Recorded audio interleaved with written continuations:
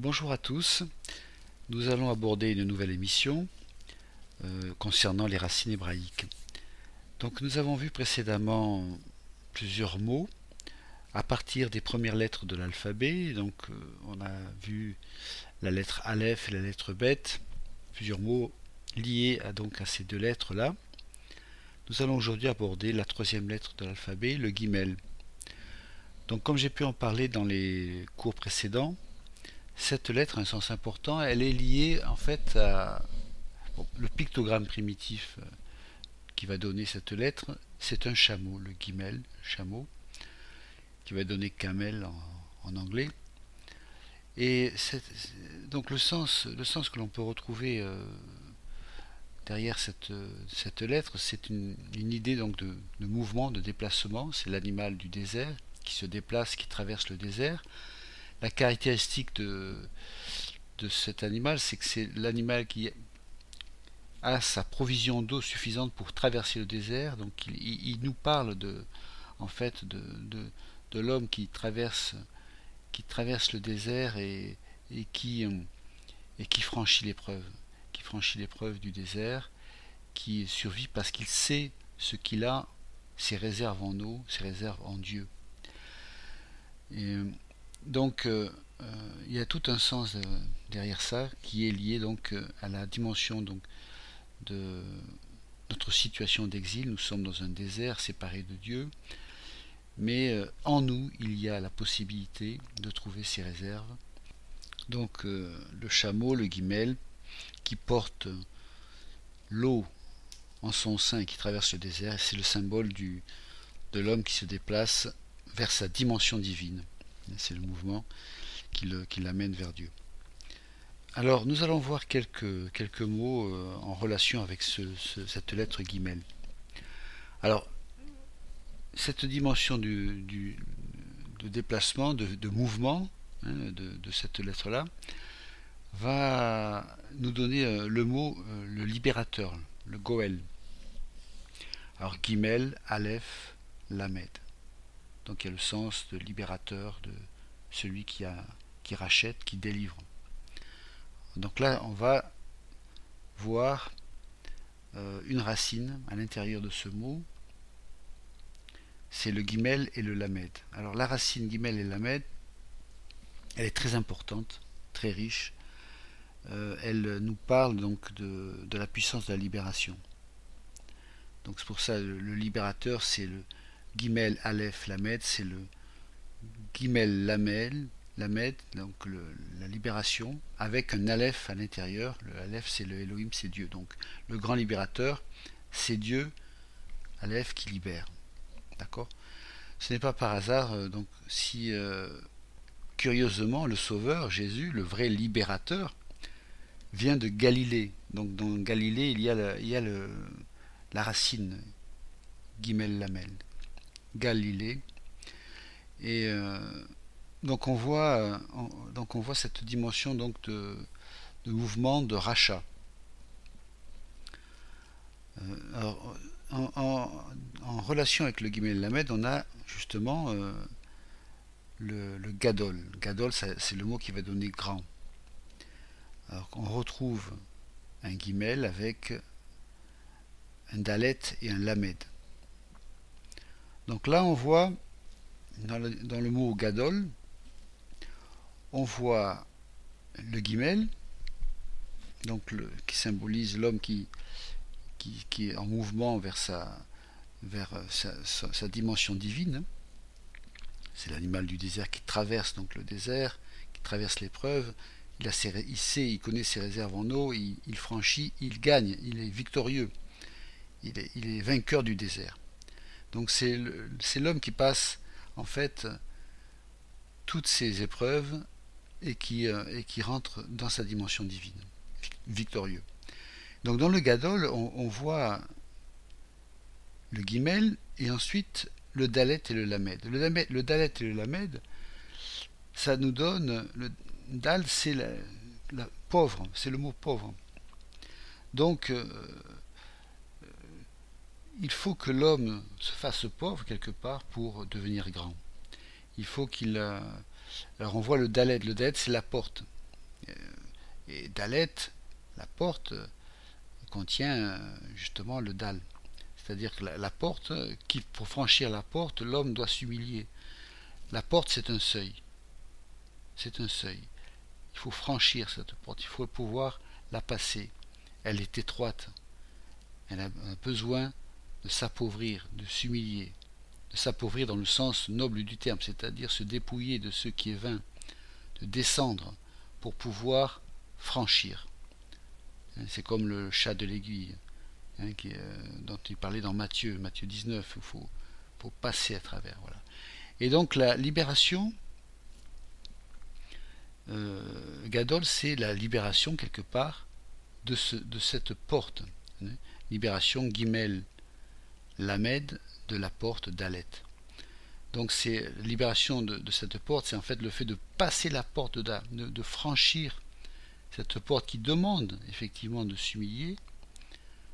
Et nous avons dans nos vies des seuils que nous devons franchir par moment, où nous bloquons dans certaines sphères de notre vie, et il faut franchir ces portes, donc en s'humiliant, en sachant justement se dépouiller de ce qui est vain, et en franchissant la porte, on se libère de cette porte, de cette épreuve, on se libère de ce seuil, on le franchit et on devient plus grand. Donc pour devenir grand, il faut en fait devenir petit, pour accepter, disons, de franchir ces portes étroites pour pouvoir devenir plus grand.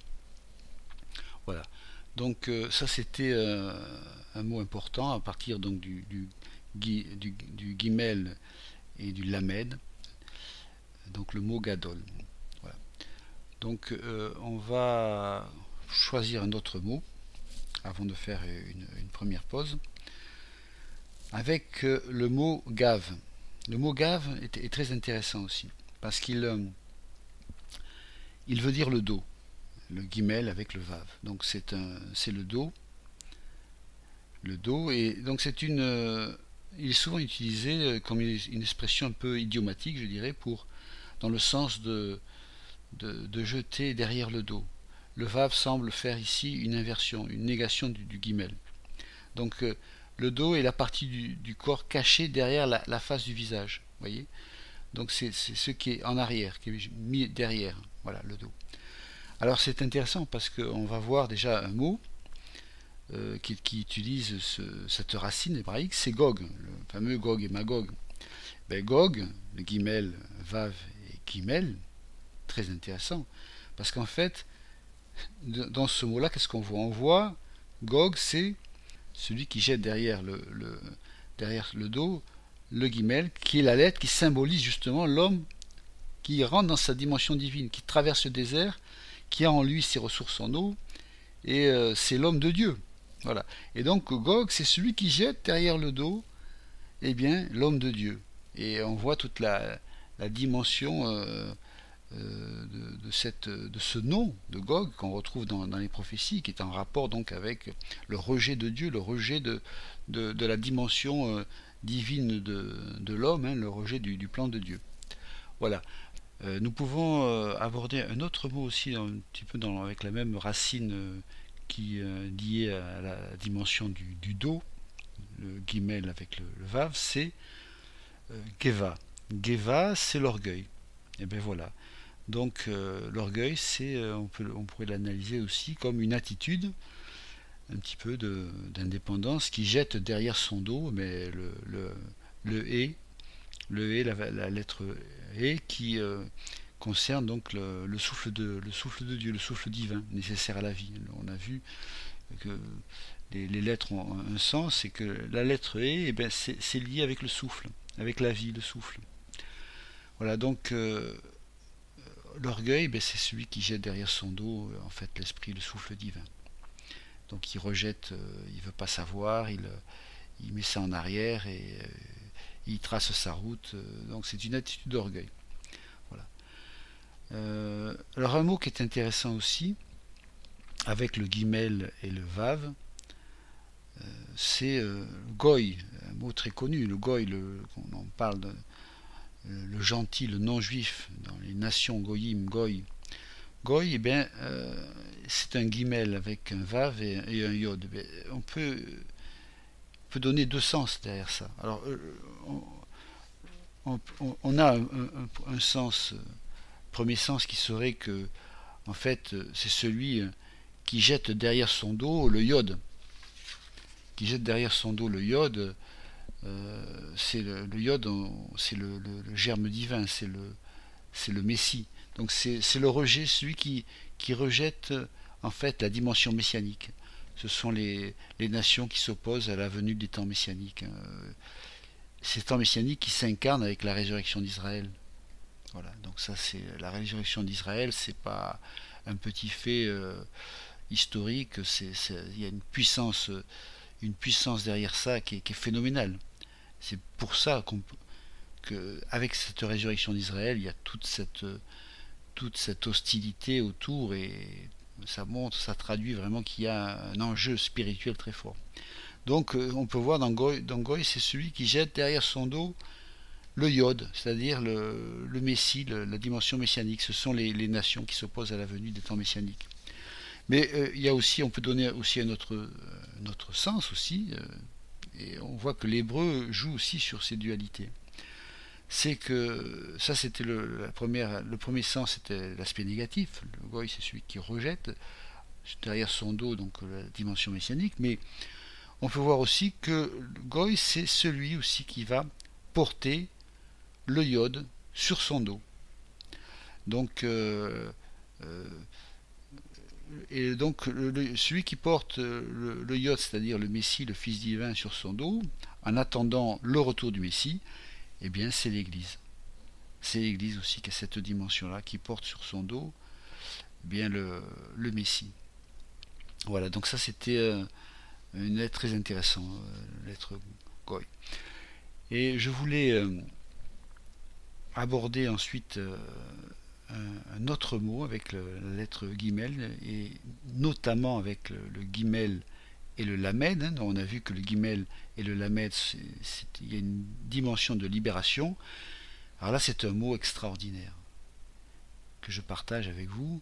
C'est le Golgotha. Le mot Golgotha. Le Messie va être crucifié à Golgotha. Alors, Golgotha, évidemment, premier sens de Golgotha, c'est, on dit, le lieu du crâne, le crâne. Golgotha. Gulgalet. Et donc là, en fait, il y a un sens qui est extraordinaire. On a, donc en araméen, Golgalut, Golgotha, eh bien c'est, d'un côté on a le guimel avec le lamed, qui veut dire donc la libération, et ensuite le guimel, lamed et le tav, Golgalut, qui donne Golgotha. Golgalut, c'est l'exil. Vous voyez? Donc Golgalut, Golgotha, c'est la libération, guimel, lamed, de l'exil. Guimel, lamed, tav. L'exil, Galout, qu'on retrouve dans le mot Goliath. Goliath, c'est la même racine. Le Goliath qui va se confronter à David, futur roi d'Israël, qui est un libérateur, et qui libère les Hébreux justement de Goliath. Et Goliath, c'est l'exil. C'est Israël, et derrière ça, c'est Israël qui va dans la dimension messianique. Israël dans sa dimension messianique qui va, par le Messie, nous libérer de l'exil. Goliath. Vous voyez, donc ça c'est extraordinaire. Et donc Golgotha, et bien dans Golgotha, le Messie n'est pas, Jésus n'est pas n'importe où, il n'est pas crucifié n'importe où. Sur ce lieu du crâne, Golgalut, Golgotha, eh bien ce nom est prophétique, c'est-à-dire que Jésus nous libère de l'exil, nous libère de cet exil dans lequel nous sommes plongés par notre situation de chute, la chute d'Adam. Nous sommes dans une situation, nous sommes en exil sur cette terre, et lui va nous libérer de cet exil. Voyez. Donc ça, c'est extraordinaire. Voilà. Donc il y avait ce mot Golgotha que je voulais partager avec vous. Et un dernier mot pour finir, c'est le mot gare, guerre, gare, qui veut dire étranger, exilé. Vous voyez, on retrouve encore ce principe-là. Et qui va donner le nom Agar. Agar, la servante d'Abraham. Eh bien, Agar, c'est l'étrangère. Vous voyez, qui va donner en français égaré. Agar, et qui va donner égaré. Nous sommes égarés, nous sommes perdus, nous sommes égarés. Eh bien, on voit donc la symbolique derrière ces noms bibliques sont prophétiques. Derrière ces personnages, il y a un sens profond. C'est pas simplement une petite histoire d'un lointain passé qui nous concernerait plus. Mais il y a ces personnages-là, ont des noms, nous parlent dans une autre dimension qui est pour l'homme. C'est-à-dire que Agar, c'est l'étrangère, celle qui est en exil. Et donc, elle nous parle de la servitude. Hein, c'est l'humanité en servitude. Et non pas libérée. Cette libération, elle s'obtient par le Messie. Elle s'obtiendra et elle s'obtient par le Messie. Et grâce au sacrifice de Jésus à Golgotha, Golgalout, il nous libère de l'exil, de la servitude.